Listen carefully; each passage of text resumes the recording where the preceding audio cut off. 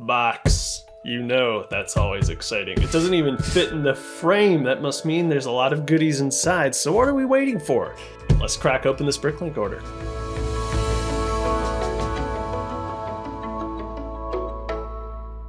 So there's not that many parts in here. They're just big parts. I don't know what came over me, but I decided it was time to start building some more Knights Kingdom action figures. This seller had almost everything I needed, which is great. You love it when a seller has almost everything you need. Saves you some shipping. There's gonna be a lot of weird parts in here. As you can see, it looks like Knights Kingdom action figures. I think that's a complete Raskus Wave 2. That's exciting. Some shields. What do we got in here?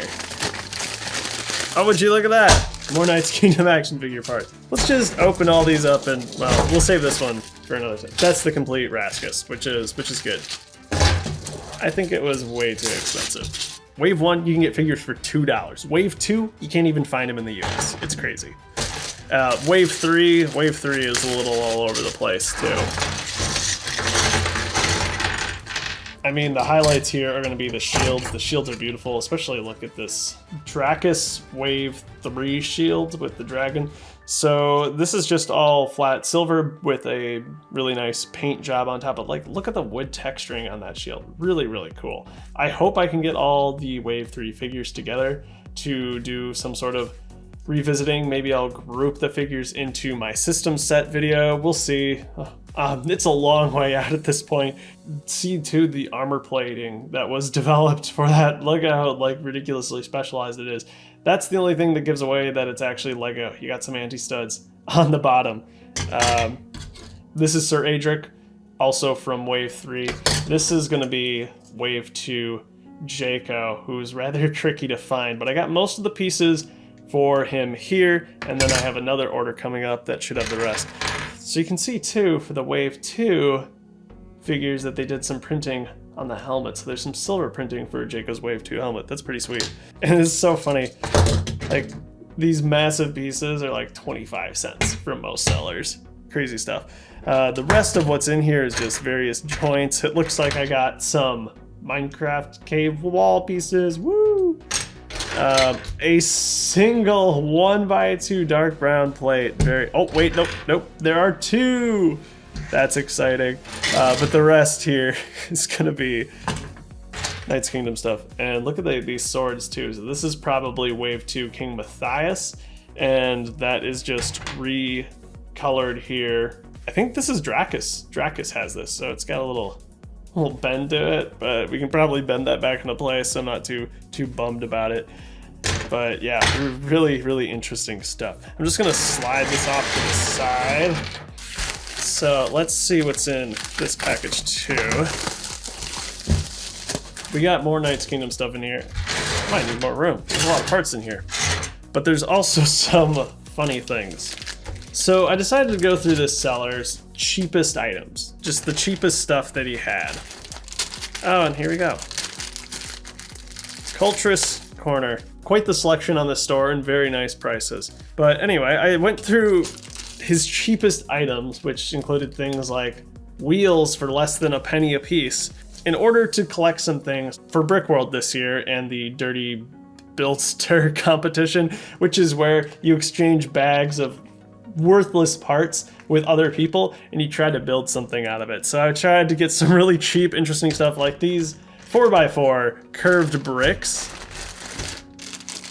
It looks like we've got these ball joint pieces. And you can see a lot of Knights Kingdom action figure hinges in there. Other stuff. We'll crack some of these open. Oh yeah, this is a bag of these gold swords. Were really cheap. I thought those were pretty sweet. And these black pieces too. And this is gonna be Wave 2 Jaco's sword. So that's pretty intricate. Look at that. Looks like we got some old blue doors for Brickworld in there too. That's a good bag. We got another big bag. I always like getting these big bags, and they appear to be new, like not reused. So that's nice. 2x2 bricks in here, so it looks like we have transmedium blue, dark bluish gray, and dark brown, mostly dark bluish gray, of course. Great for caves. No need to open that one up. Here's a bunch of action figure joints, hands, feet. Great stuff. I don't need to open that one up. I'm just gonna put that in that massive pile. Let's open up this one now. A mix of the essentials and the not so essentials. Yellow chairs, those are going straight to Dirty Buildster. But we also have some dark bluish gray for walls, some wonderful, wonderful sand red. I feel like it's been a while since I've got sand red in the order. Got to get back on the grind. These are terribly useless though. I can't really put these into a Minecraft build, unfortunately. We got some 2x2 jumpers too, and then some more of the modified 2x2s for the basalt deltas, should I ever make that just a little taller. All right, more insectoids legs. I'm getting, wow, that's a lot of insectoids legs. Why did I buy these? That's the BrickLink experience right there. Why did I buy this? Sand red, that's good. This piece is kind of fun. So I'm most familiar with this piece in sand purple, of course, from its appearance in Arrow Tube Hanger, a pretty iconic set for me, the sand purple set. They also made this piece in black. It came with a little Star Wars minifigure pack. And I've always wanted the black version of it, and now I have it, so it's kind of cool. I've seen a lot of people use these. These are pretty popular in Go Figure Star Wars mocks, so hopefully I'll be able to find a good use for this. A lot of arches and magenta pieces from my Brick World project. Kind of talked about it in the last BrickLink video. Some of these old octagonal column pieces, which are pretty sweet. I like collecting these since they are no longer in production, and they're really cool, great for mocks. Again, just get that shaping, that column shaping, which can't really be accomplished any other way just because of their small size. In here too, I've got more of that royal blue, the blue violet, as well as some transparent pink pieces for that Brick World project too. Just a little bit of everything in this mess of an order, but you gotta love it. I do have one last package. I'm pretty sure this is just a set. Wow. Double wrapped in this peachy colored packaging, which I think we can all agree is much better than boring other stuff. Oh yes, of course, I forgot. There was one single part I ordered in addition to this set. So this is from Bitterroot Bricks. There you go. Thank you guys. The deluxe double packaging treatment, I feel pretty special. So this is gonna be Sir Kentis from Wave 3, the complete set. Nicely packaged with a packing peanut there to make sure he doesn't jostle around too much. Is a Minecraft parrot head too, because I think I've got 2 printed wings. I'm just missing a head to make another one, and I'll add that to the jungle module. Because the jungle section is pretty big, and we only have 1 parrot. I still am holding on to hope that one day we'll actually get other colors of parrots. I think that would be fantastic. But wow. I've got a lot of Knight's Kingdom building to do. I've got a lot of poor boys just waiting to be completed, but now they should have the parts. This torso was scratched up, that's why there's another one. But should be able to get these guys finished. You can see he's missing the shield. Raskus is just missing some feet. And yeah, we'll get these good to go. And then hopefully I can do the revisiting videos on those remaining action figures, because especially as the waves go on, they get really, really interesting. And it's very fascinating to see the development, especially when we have consistent characters like Jaco and Vladik, who appear in all 3 of the waves. Just the parts, the specialization, you know, it's not my thing, but it's interesting nonetheless to take a look at how we went from brick-built construction to this, and then to this. Undoubtedly, the characters at the end look very good, but it's debatable whether they look like they're made of Lego at all anymore. But yeah, we'll get to that in another video. I'm in too deep at this point. Fallacy is sunk cost, eh?